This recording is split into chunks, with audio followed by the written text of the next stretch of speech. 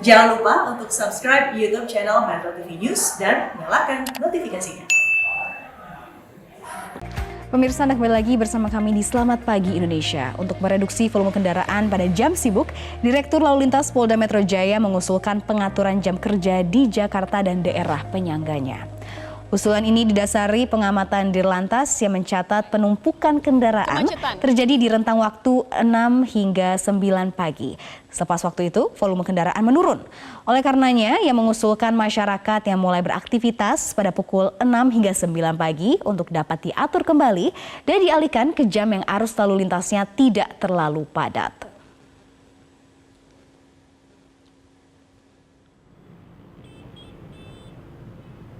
Menanggapi usulan ini, Wakil Gubernur DKI Jakarta Ahmad Riza Patria mengatakan bahwa wacana kebijakan semacam ini tidak bisa dibicarakan oleh pihak kepolisian dan pemerintah provinsi saja.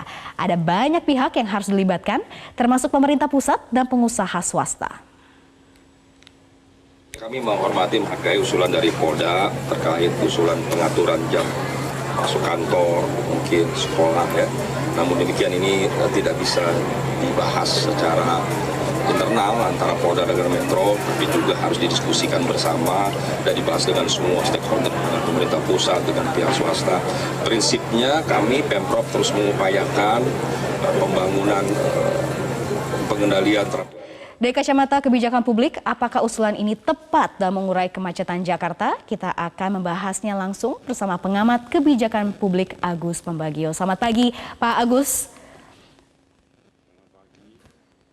Ya, sekali lagi bisa kembali menyapa kami, Pak Agus. Mungkin audionya di sini belum terdengar. Selamat pagi, Pak Agus. Apa kabar?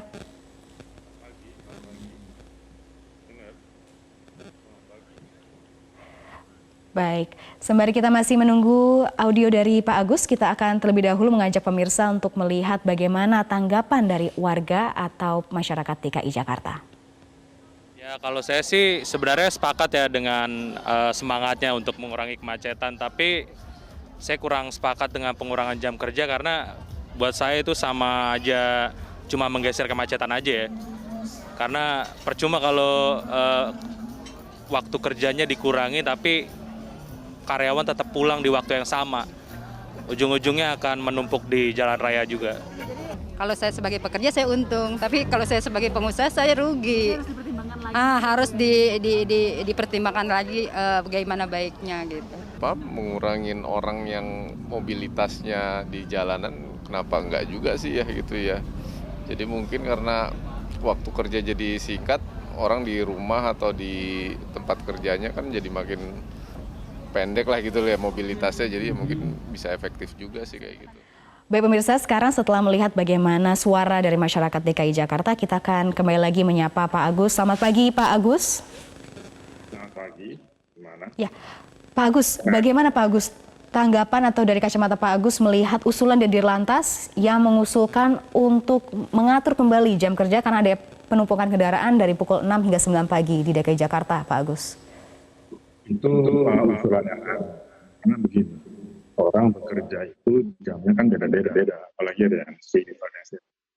Jadi harus dibahas dengan nanti kalau dia diatur padahal masuknya jam 7 atau jam 6 kan ada, lalu dia terlambat, nanti didenda siapa yang baik.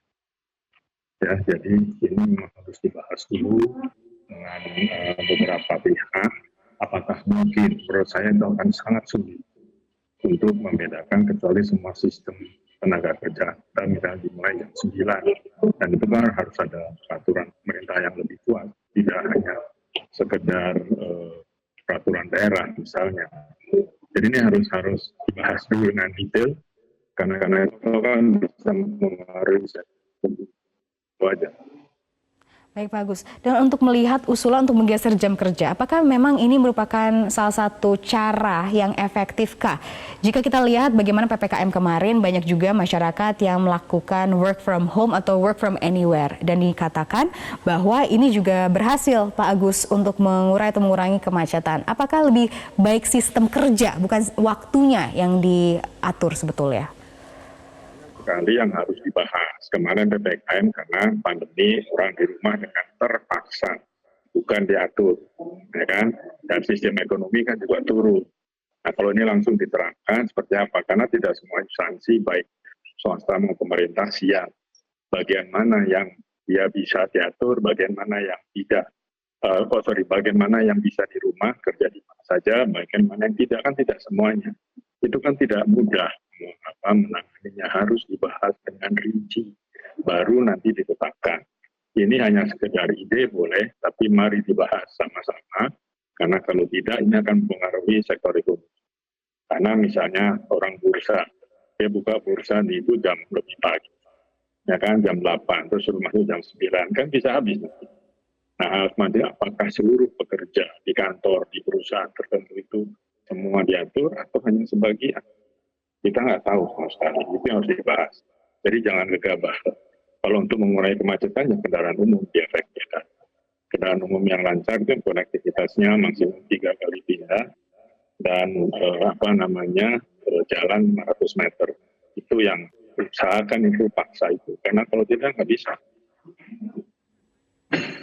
Baik Pak Agus, berarti kembali lagi kita harus duduk bersama seluruh stakeholder untuk membahas kebijakan yang paling tepat. Karena bukan hanya kemacetan yang harus diperhitungkan, tetapi juga perekonomian. Karena mau bagaimanapun, walaupun kemacetan banyak yang mengeluhkan, ini juga menjadi pertanda bahwa ekonomi terus menggeliat kembali atau bergerak kembali. Terima kasih Pak Agus Pambagio sudah bergabung bersama kami di Selamat Pagi Indonesia pagi hari ini. Sehat selalu Pak Agus.